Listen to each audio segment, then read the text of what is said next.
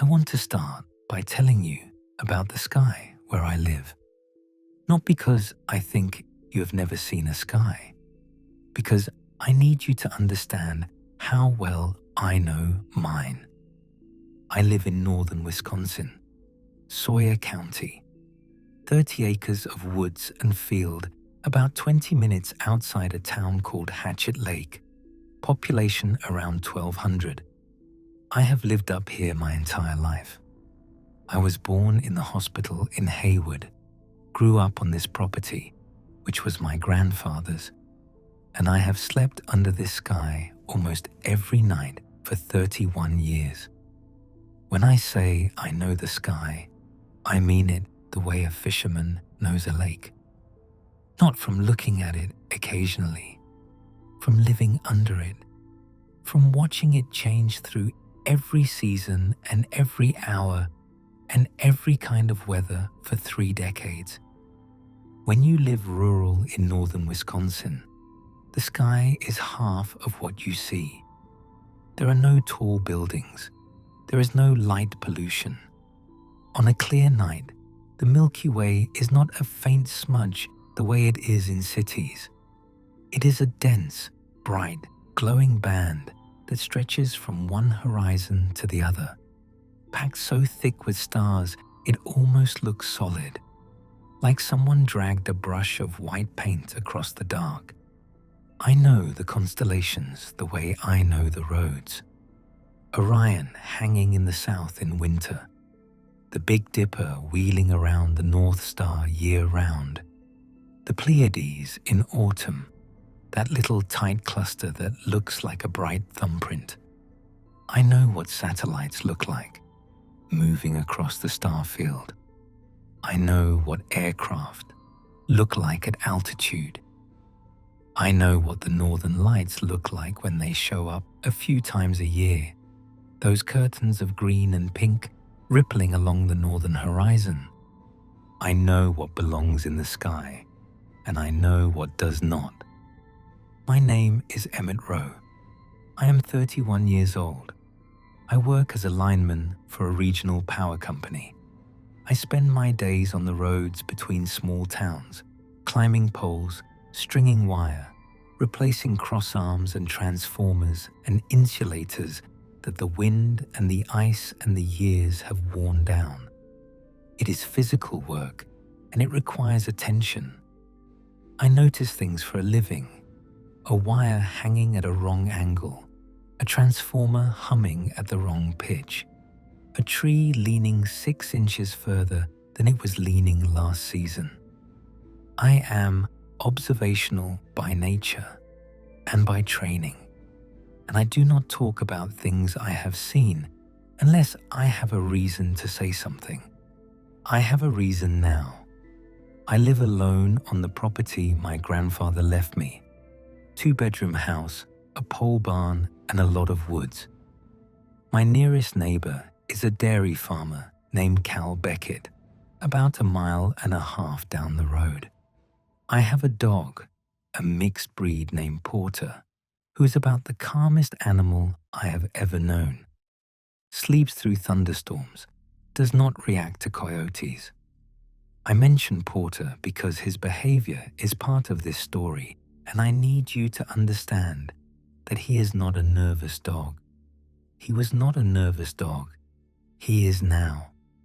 This started in late September, and it has not stopped. I am writing this in February.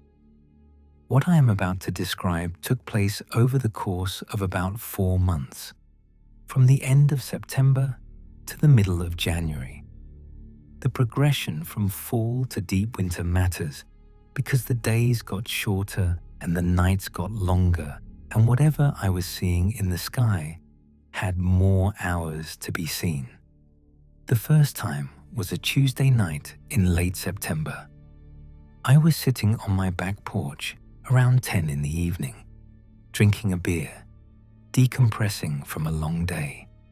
I had been out near Haywood, replacing a rotten crossarm on a pole in a stretch of swamp where the mosquitoes were still thick enough to carry you away. The sky was clear. no moon. Stars everywhere. That deep, glittering, open sky that you only get in places where the nearest streetlight is miles away.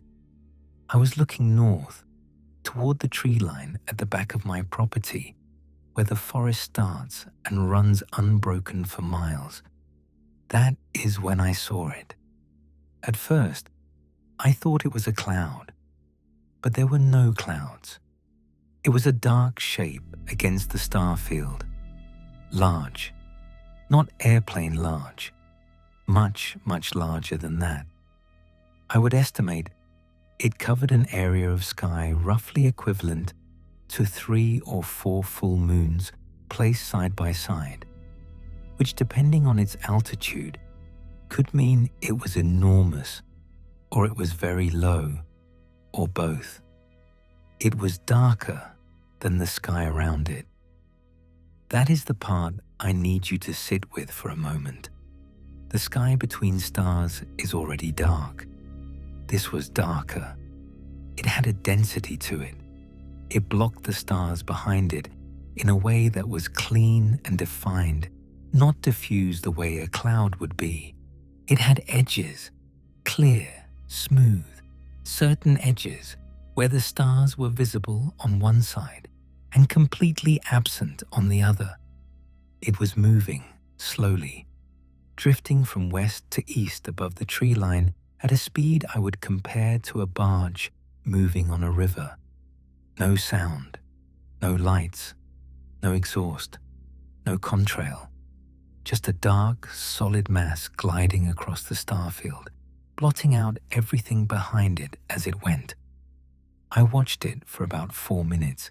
It passed from one side of my view to the other and disappeared beyond the eastern tree line. I sat on my porch and finished my beer, and I looked at the sky for another hour, but nothing else appeared. I did not tell anyone. I did not have enough information to say anything useful. I saw something dark in the sky. It moved. It was large. That was all I knew. I filed it away and moved on with my life. I am a practical person. I do not dwell on things I cannot explain. I just remember them. 2 weeks later, mid-October, I was driving home on County Road F after a late call, a downed line near a lake access road that took longer to fix than expected. It was about 8:30 in the evening, full dark, clear sky. I was the only vehicle on the road, which is not unusual out here. You can drive these county roads at night for 20 minutes without seeing another set of headlights. I came around a curve where the road runs between 2 large open fields, harvested corn, stubble and bare dirt stretching out flat on both sides. The sky opened up above the fields the way it does when the trees fall away. That sudden expansion of visible space from a narrow strip above the road to a full dome overhead. There was something directly above me, a shape blocking a wide band of stars. But this one was different from the first. It was longer and narrower, more like a column or a beam than a mass. It was oriented north to south, parallel to the road, and it was motionless. Not drifting, not gliding, just hanging there above the fields at an altitude I could not determine because there was no sound and no light and no reference point. I pulled over. I got out of the truck. I stood in the road and looked straight up. The shape was directly overhead, and I could see its edges clearly where it cut the stars. Smooth. Not irregular, not ragged. Smooth the way something manufactured is smooth. I tried to estimate the size, and I gave up because the numbers did not make sense to me. If it was at normal aircraft altitude, it was miles long. If it was closer, it was smaller, but still far larger than any aircraft I have ever seen. There was no way to judge because there was nothing to compare it to except the stars it was blocking, and stars do not come with a ruler. I stood there for about 10 minutes. The shape did not move, not an inch. I got back in my truck and drove home. I checked my mirror as I pulled away. The shape was still there, a dark column hanging in the sky above the cornfields, like it had been bolted in place. 3 days later, this time I was in bed, almost asleep, when Porter started whining at the back door. Porter does not whine. He is not that kind of dog. I got up and let him out and stood on the back porch while he did his business. The sky was overcast, low clouds, that flat uniform gray that settles over northern Wisconsin in autumn and sometimes does not leave for a week. No stars visible, no moon. But there was something above the clouds. I could see it because the cloud layer was faintly lit from above in a wide, diffuse area, as if something sitting on top of the overcast was producing a weak glow that filtered through. The lit area was roughly circular, and it was large, and it was moving, drifting south to north. The glow was not bright. It was the kind of light you might mistake for the moon behind the clouds if you did not know the moon had already set hours ago. But I knew. Porter came back to the porch and pressed against my leg, and he would not look up. He was shaking. The entire length of his body was trembling against my calf. I watched the glow drift north until it passed beyond the tree line. Then the clouds were uniformly dark again, and the sky was just overcast, and there was nothing to see. I brought Porter inside. He went under the bed. He had never done that before. He has done it almost every night since. Late October, I started hearing things from other people, not because they came to me, because I was listening.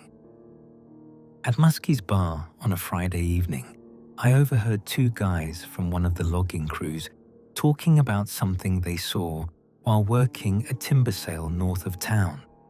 They were on a landing sorting logs late in the afternoon when the light was going flat, and one of them looked up through a gap in the canopy and saw something above the trees. Dark, big, slow. He called the other one over, and they both watched it for about a minute before the trees blocked it. They were not scared. They were confused. They talked about it the way men up here talk about things they cannot explain, carefully, quietly, testing each other to see if the other one thinks they are out of their mind. I did not join the conversation. I listened. A few days later, I ran into Cal Beckett at the gas station. Cal is in his late 50s. He has been farming that dairy operation his entire adult life. He is not a man who gets excited about things. He told me his cows had been off for a couple of weeks, restless at night, bunching up in the corner of the pasture nearest the barn, instead of spreading out the way they normally do. He said he went out to check on them around midnight 2 nights earlier, and the sky looked wrong. He did not elaborate on what that meant. He just said the sky looked wrong, and the cows were all standing in a tight group facing east, and none of them were lying down, and none of them were eating, just standing there. I asked Cal if he saw something in the sky. He was quiet for a moment. The kind of quiet where a man is deciding whether to sound crazy. Then he said he saw something, but he did not know what to call it. He said it was like a shadow that was darker than the dark. He said it was above his fields, and it was big, and it was moving, and it was not making any sound at all. He said he went inside after that and he did not look out the window again until morning. Around the same time, I talked to a woman named Ginny Farrow, who works at the small library in Hatchet Lake. She stopped me in the parking lot of the grocery store and asked if I had seen anything strange in the sky at night. She said she did not usually ask people things like this, but she had seen something from her bedroom window 3 nights ago that scared her badly enough that she had not slept with the curtains open since. She described a shape above the lake, the small lake at the edge of town. She said it was dark and massive and it was hanging there motionless, like something anchored to the air. She said the surface of the lake below it was perfectly still. No waves, no ripples. The water was frozen smooth in a section directly beneath the shape, even though the temperature had been above freezing and none of the other lakes in the area had any ice on them yet. She said the water under the shape looked like it had been pressed flat. I told Ginny I had seen things too. I did not go into detail.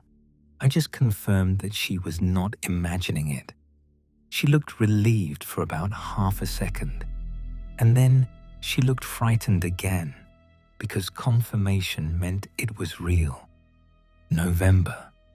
The nights got long, dark by 5 in the evening, 14 hours of darkness, and the sightings increased in frequency and proximity. I saw them almost every clear night. The shapes varied. Some were broad and flat like the first one.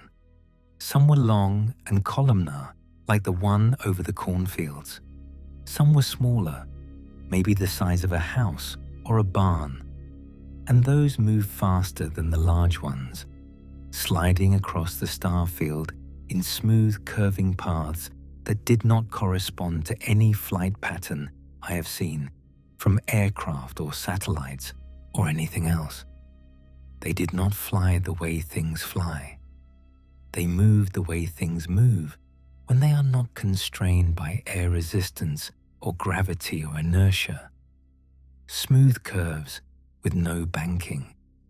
Sudden stops with no deceleration. Changes in direction that were instantaneous with no arc, as if the rules that apply to everything else in the sky did not apply to them. They were always dark.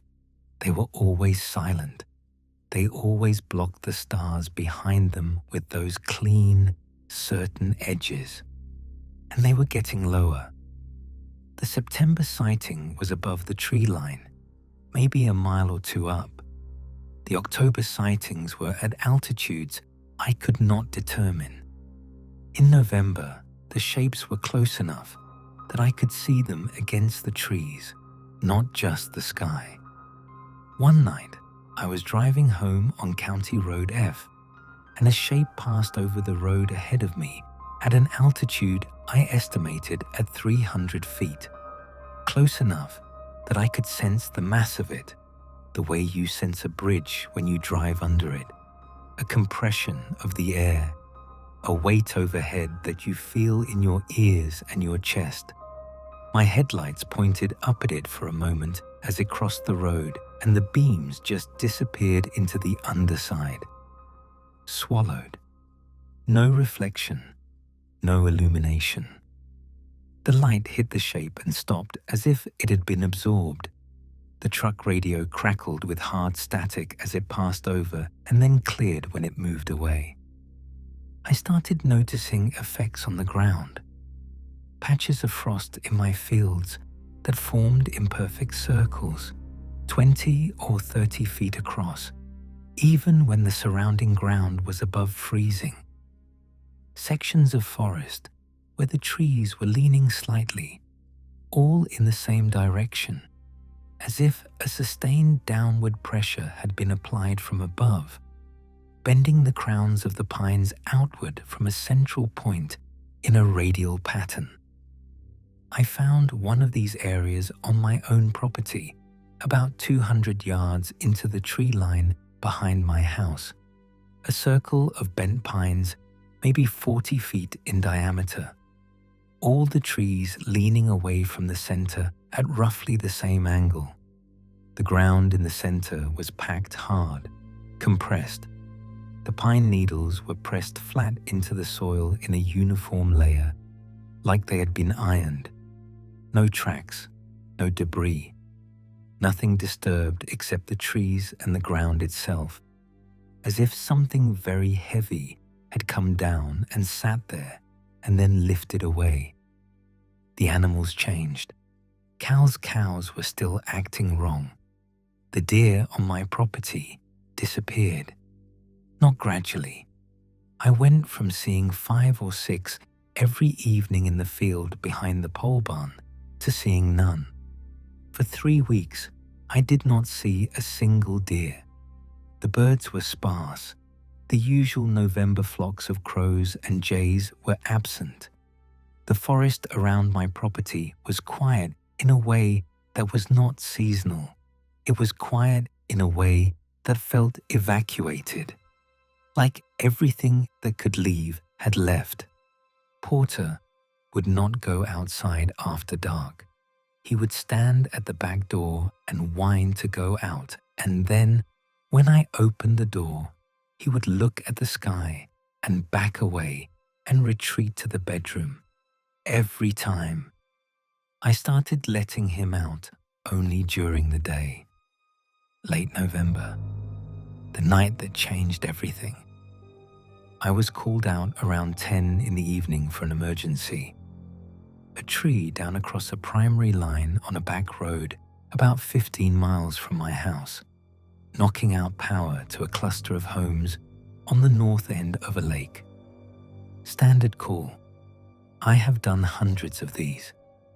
I drove out alone and worked the job for about 2 hours, cleared the tree, spliced the line, restored power. Normal work. It was cold, around 15 degrees, and the sky was clear and packed with stars. I finished the repair around midnight and got in my truck to drive home. The road was narrow 2-lane, cutting through dense forest. No houses for miles, no other vehicles. My headlights were the only light in any direction. About 5 miles from home, my truck died. Not stalled, not sputtered, died. Every electrical system in the vehicle stopped simultaneously. Engine off, headlights out, dashboard dark, radio silent, like someone had reached under the hood and disconnected the battery. The truck rolled to a stop on the pavement in complete darkness. I sat behind the wheel. I turned the key. Nothing. Not a click. Not a grind. Nothing. I tried the headlights. Dead. I reached for my phone. The screen was black. It would not power on. I pressed the button and held it, and nothing happened. The phone was dead. I was sitting in a dead truck on a back road in northern Wisconsin at midnight with no lights and no communication and no sound except the ticking of the engine cooling. Then the silence came, not the normal quiet of the forest at night, the kind of silence that has weight to it. Every sound stopped at once. No wind, no owls, no branches creaking, no distant traffic, nothing. The forest was holding its breath. And then I felt the pressure, a weight settling onto the air above the truck. The same compression I had felt when the shape passed over me on County Road F weeks earlier, but much stronger, much closer. The roof of the cab creaked, a soft metallic groan, not from cold, from weight. Something was pressing down on the air above my vehicle, and the pressure was pushing the truck down on its suspension. I could feel the springs compressing. I could feel the cab lowering by fractions of an inch. The windshield flexed slightly inward with a faint tick, the way glass flexes when you press your palm against it. I looked up through the windshield. I could not see stars, not in any direction. Every point of light, every star, every inch of visible sky through the glass was black. Not the black of a cloudy night, a solid, absolute, featureless black that extended to the tree line in every direction I could see. Whatever was above my truck, it was directly on top of me, close, so close that the absence of stars reached from one horizon to the other. The thing was either so large it covered the entire sky, or so low it filled my field of vision completely. I could not tell the difference, and I am not sure there was one. The pressure increased. My ears popped. The truck settled further. Something in the dashboard clicked under the strain. I gripped the steering wheel, and I did not move. Then a sound. The first sound any of the shapes had ever made in my presence. A low, deep vibration that I did not hear so much as feel. It came from above. It came through the roof, and it entered my body through my chest and my skull and the bones of my hands on the steering wheel. It was not mechanical. It was not an engine or a turbine or anything with moving parts. It was a single, sustained tone, so low it was barely above the threshold of what the human body can register. It vibrated every surface of the truck, the mirrors, the glass, the metal of the frame. My teeth ached, my vision blurred at the edges. I could feel my heartbeat stutter against the vibration, my chest trying to hold its own rhythm against the rhythm being imposed on it from outside. The vibration was not fast. It was slow, steady, like a pulse, like a heartbeat much larger and much slower than mine. It lasted about 30 seconds. Then it stopped. The pressure eased. The stars reappeared, first at the edges of the windshield and then spreading inward as the shape above me lifted away. In seconds, the sky was clear. The forest sounds returned. An owl called from the tree line. Wind moved through the pines. I turned the key. The truck started immediately. The headlights came on. My phone lit up in my pocket with the time and a low battery warning. Everything worked as if nothing had happened. I drove home without stopping.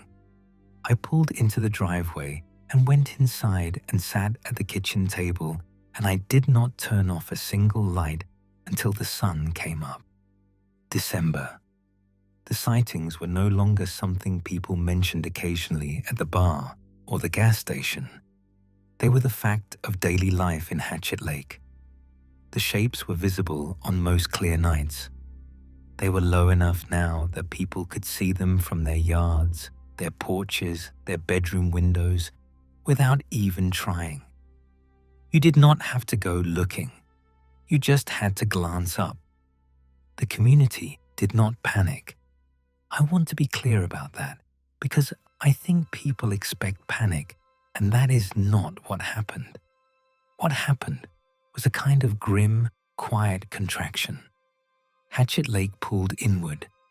People adjusted their lives around the things in the sky the way they adjusted their lives around winter. As a condition, as a fact, the gas station started closing at 5 instead of 8 because the owner did not want to drive home in the dark. The school bus route was changed so no children were picked up or dropped off after sunset. Muskies, which used to stay open until midnight, started closing at 9. Nobody organized these changes. Nobody held a meeting. They just happened. The town shrank its waking hours to fit inside the daylight, and left the darkness to whatever was in it. Cal Beckett moved his cows into the barn full time. He told me he could not keep them in the pasture anymore.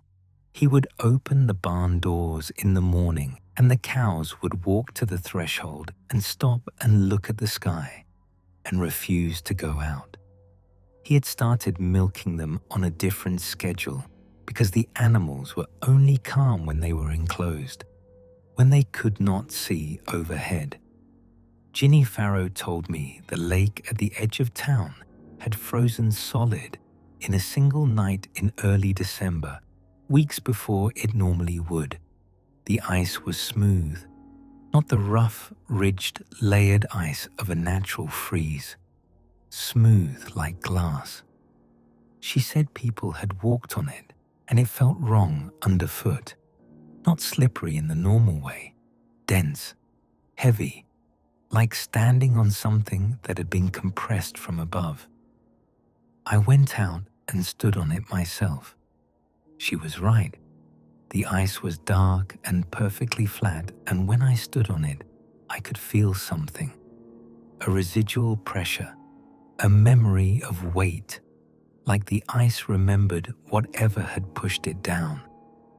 2 families left Hatchet Lake. They packed up and drove south toward Eau Claire without much explanation. The people who stayed did not blame them. Nobody talked about leaving as if it was cowardly. They talked about it as if it was one of 2 rational options. Some people leave, some people stay. The things were in the sky either way. I want to tell you about something that happened during the first week of December that I have not been able to stop thinking about. I was driving home from a job south of Hayward, taking a county road that runs along the edge of the Chippewa National Forest. It was about 4:30 in the afternoon. The sun had just set, and the sky was that deep blue-purple you get in the last minutes of twilight, bright enough to see the tree line, but dark enough that the first stars were appearing. I came around a bend, and there was a car pulled over on the shoulder, a newer sedan, not a local vehicle. The driver's door was open, and a man was standing in the road next to the car looking up. He was maybe 40, wearing a winter coat that looked expensive. He had his hands at his sides and his face was tilted straight up and his mouth was hanging open. I slowed down and pulled alongside him. I asked if he was all right. He did not respond. I asked again. He turned and looked at me, and his face was the color of candle wax, and he said, "There is something up there." I looked up through my windshield. I could see it, a shape above the tree line, wide and flat and dark, drifting slowly to the east. Not unusual for me at that point. I had been seeing them for over 2 months. I told the man he should get back in his car and keep driving. He asked me what it was. I said I did not know. He asked me how I could be so calm about it. I did not have a good answer for that. I told him I lived here and he should keep driving south and not stop until he hit a town with more lights than trees. He got back in his car and he drove, and I never saw him again. That interaction stayed with me because it reminded me of something I had already started to forget. What it was like to see one for the first time. That first Tuesday in September on my porch, the shock of it, the way your brain tries to make it something familiar, a cloud, a shadow, a trick of the light, and fails. That man on the road was experiencing what I experienced 3 months earlier, and he looked the way I must have looked, terrified, uncomprehending, the expression of a person watching the world stop making sense. I had already gotten used to it. That is maybe the most disturbing part of this whole thing. You can get used to anything, even things in the sky, even vast, silent, unexplained masses drifting over your home at night. After a while, it becomes background. It becomes the new normal. You check the sky the way you check the weather. You adjust. The human capacity for adaptation is extraordinary and also, I think, a little bit horrifying. I also want to mention something about the silence. Not the supernatural silence that came with the shapes. A different kind of silence. The silence of people not talking to the outside world. Hatchet Lake is a small town, but it is not cut off. We have internet. We have phones. People watch the news. And yet nobody was calling the news stations. Nobody was posting about it online. Nobody was filming the shapes and uploading the footage. I asked Cal about it once, and he thought about it for a while, and then said he did not think anyone would believe him. And I understood that because I thought the same thing. What would I say? What would I record? A dark patch of sky where the stars are missing. That is what the shapes look like on camera. Nothing. A dark patch of nothing. You cannot photograph an absence. You cannot film something that is defined by what it blocks, rather than what it shows. The shapes existed as gaps, as holes, as things that were not there. And gaps do not make the news. So Hatchet Lake kept it to itself. 1,200 people living under something impossible and not telling anyone because the evidence was invisible and the experience was incommunicable and the rest of the world would not believe them anyway. We were alone with it. We are still alone with it. Mid-December, a Thursday night, the event the whole town saw. I was at Muskie's around 8 in the evening with Cal and a few other guys. 5 degrees above zero outside. Clear sky. The bartender, a woman named Lee, was behind the counter. There were maybe a dozen people in the bar. Someone came in through the front door and said, "You need to come outside and look at this." Everyone went out. We stood in the gravel parking lot of Muskie's and we looked up. The sky was full. Not full of stars, full of shapes. Dozens of them. Maybe more than I could count. The dark masses were spread across the entire visible sky from horizon to horizon at varying altitudes. Some were high enough to appear small, blocking only a few stars. Others were low enough to blot out whole sections of constellations. They were arranged in a pattern that was not random, but was not geometric. It looked organic, like the way a school of fish distributes in open water, with spacing that is consistent but not uniform. Each shape at a slightly different altitude, each shape a slightly different size. All of them motionless, all of them silent. Dozens of dark, solid masses hanging above Hatchet Lake like a fleet at anchor. And for the first time, they were not entirely dark. Along the underside of the lowest shapes, at the edges, there were faint points of light. Not bright, not like aircraft lights or searchlights or anything man-made. Dim, reddish-orange points that pulsed slowly, like embers in a dying fire. They pulsed in unison. Every light on every visible shape pulsed at the same rate, at the same moment, synchronized across the entire sky. The effect was like watching the sky breathe, a slow, even rhythm, and I could feel it. The same vibration from the night in my truck, the same deep, sub-audible tone, Not loud enough to hear with your ears, but present enough to feel in your chest and your teeth and your bones. Every person standing in that parking lot could feel it. I could see it in their faces, in the way they were standing with their hands at their sides and their mouths open slightly and their bodies vibrating at a frequency that was not their own. Nobody was talking.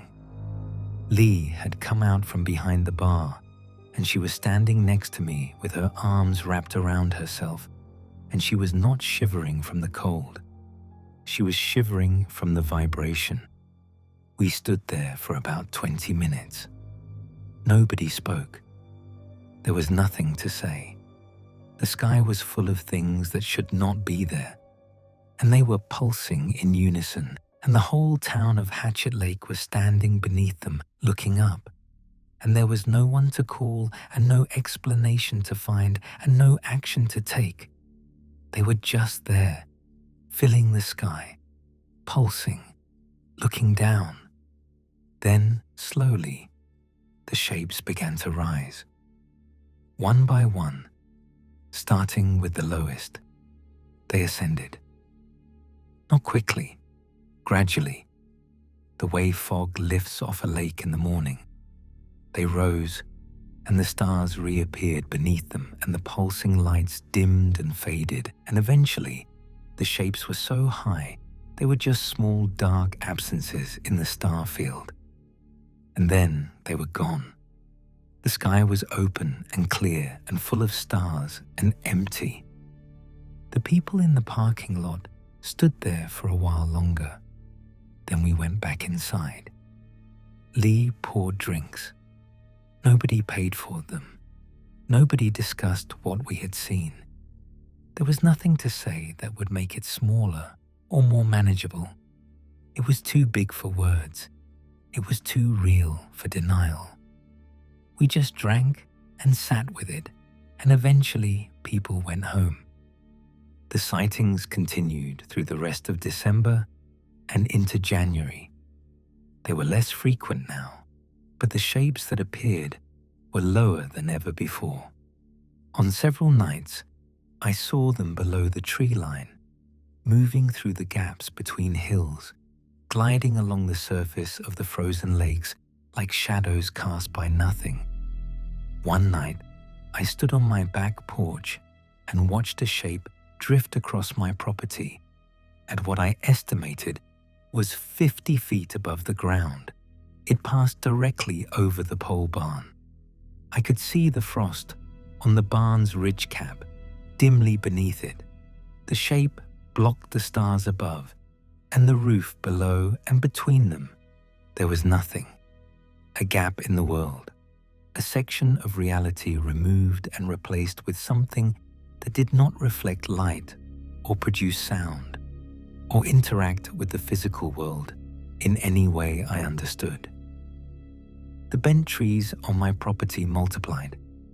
I found 4 more circles of compressed pines in the woods behind the house. The ground in the center of each was packed hard and cold. The trees leaned outward at uniform angles.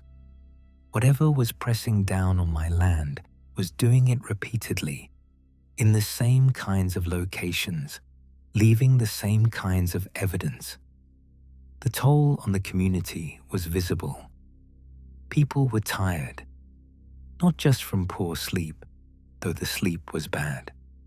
Tired from the sustained low-grade weight of living under something you cannot explain or predict or stop. The shapes did not come every night.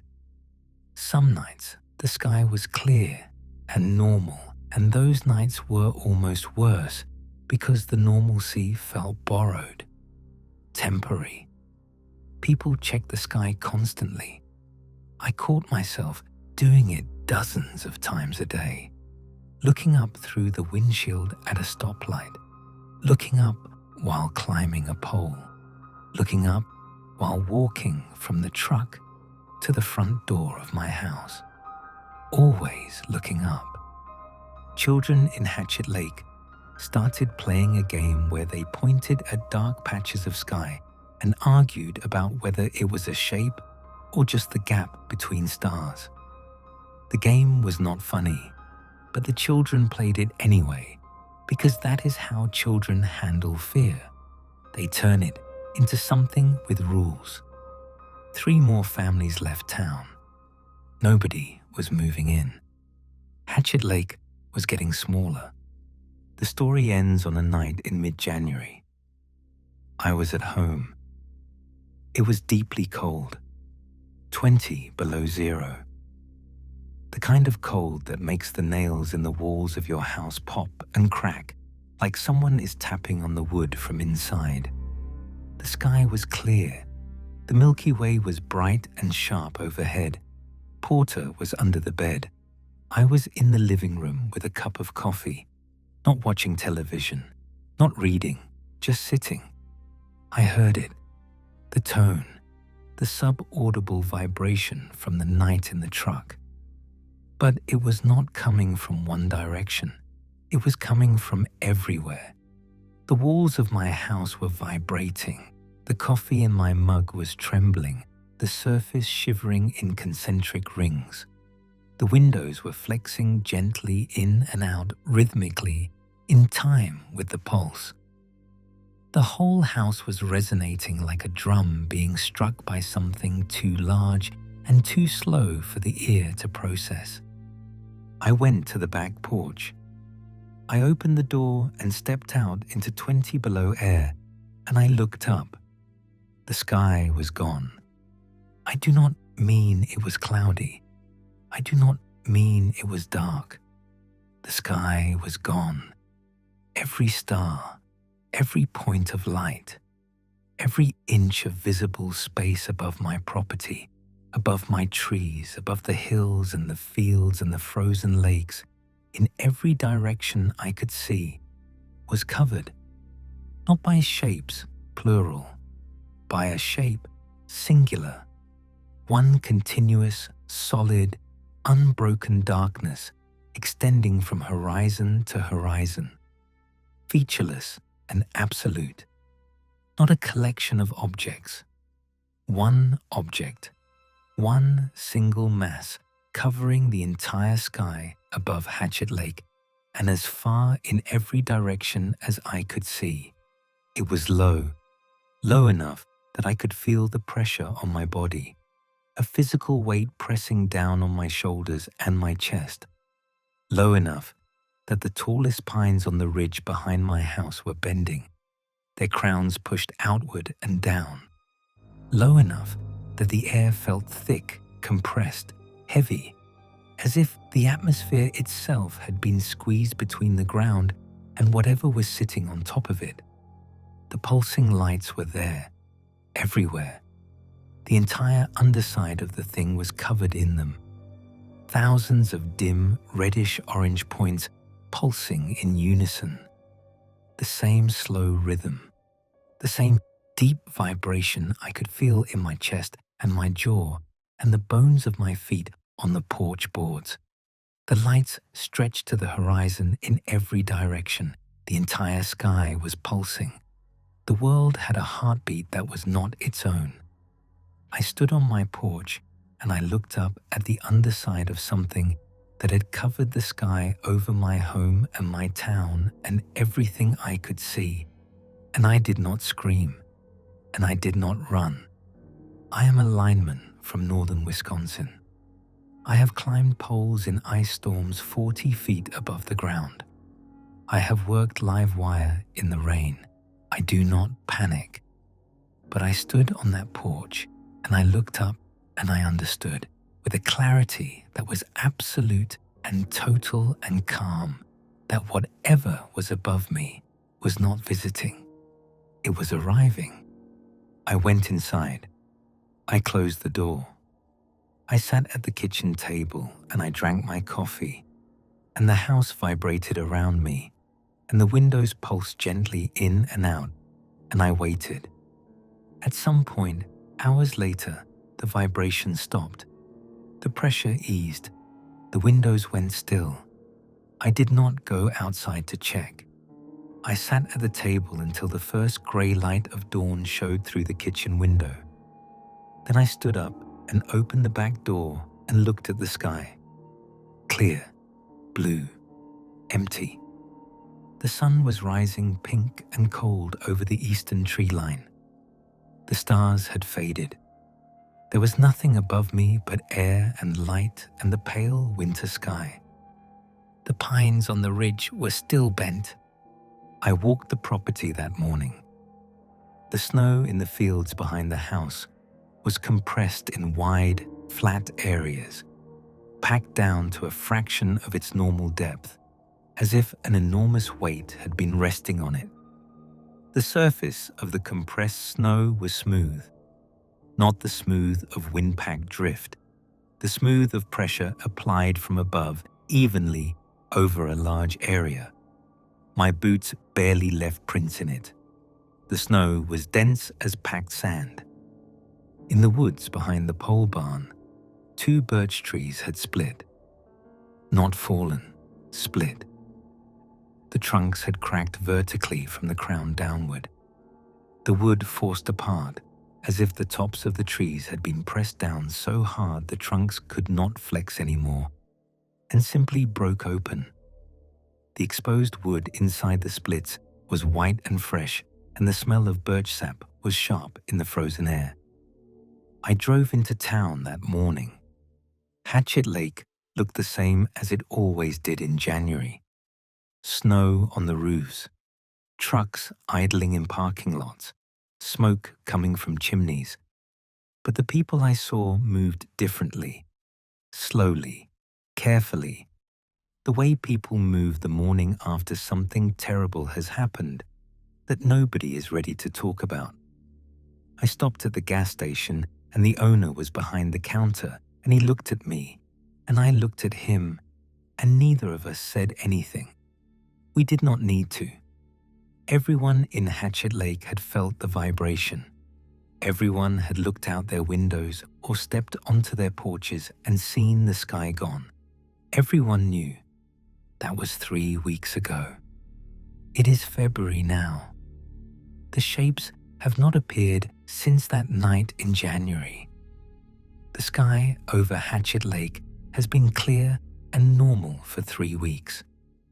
Some people in town are talking as if it is over, as if whatever it was has moved on, as if the sky is just the sky again. I do not believe that. The pines on my property are still bent. The circles of compressed ground in my woods are still there. The lake at the edge of town is still frozen smooth in a way that is not natural. Porter still will not go outside after dark. The deer have not come back. The birds are sparse. The forest is still quiet in a way that does not feel seasonal. It feels permanent. It feels like the sound a place makes after something has happened to it that cannot be undone. I go outside every night and I look up. I check the sky the way I check a power line after a storm, looking for the thing that is about to break but has not broken yet. The stars are where they should be. The constellations are correct. Nothing is blocking them.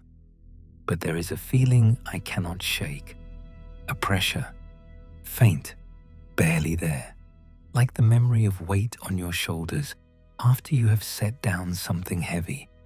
I feel it on clear nights when the wind is still and the cold is deep and the sky is enormous and open above my property. Not a sound, not a sight, a presence, something above the stars, not in the sky, above it, something resting on top of everything I can see, too high to block the starlight, too far away to register as anything but the faintest, most uncertain sense that the sky has a ceiling and the ceiling is occupied. I think they did not leave. I think they rose, high enough that nobody can see them.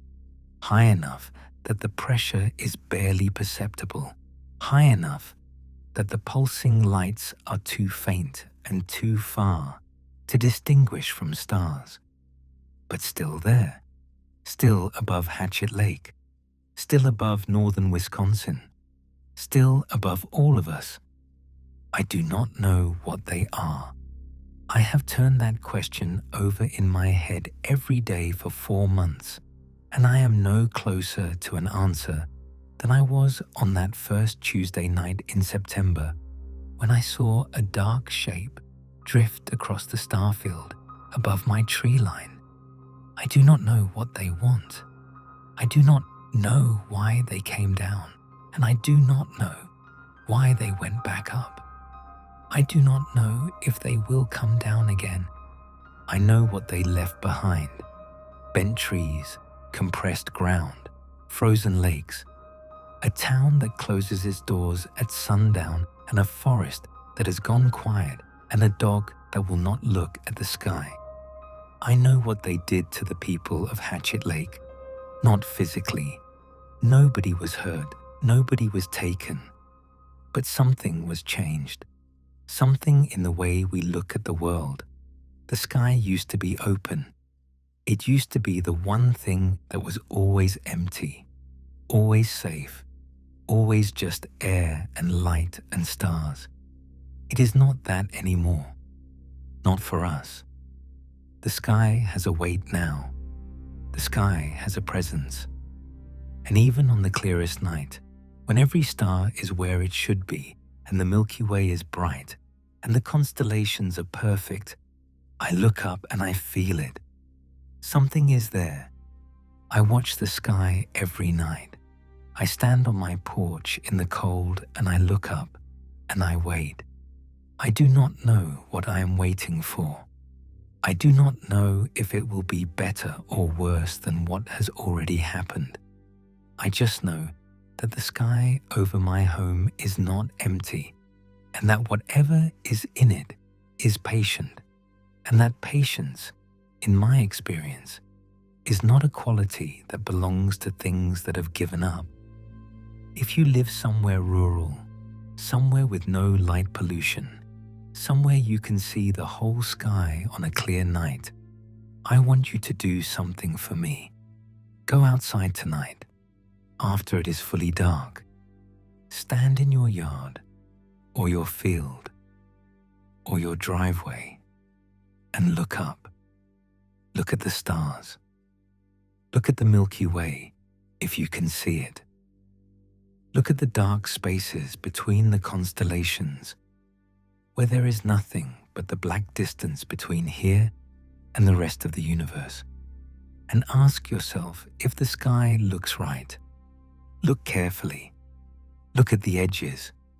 Look at the places where the stars seem just slightly thinner than they should be, where a patch of sky that should hold a dozen faint stars holds only 8 or 9, where the darkness between 2 constellations is just slightly darker than the darkness around it, just slightly more solid, just slightly more present, because it might not be empty. And if it is not, you will know what I know. Something is up there. It is vast. It is silent. It is patient. And it is looking down.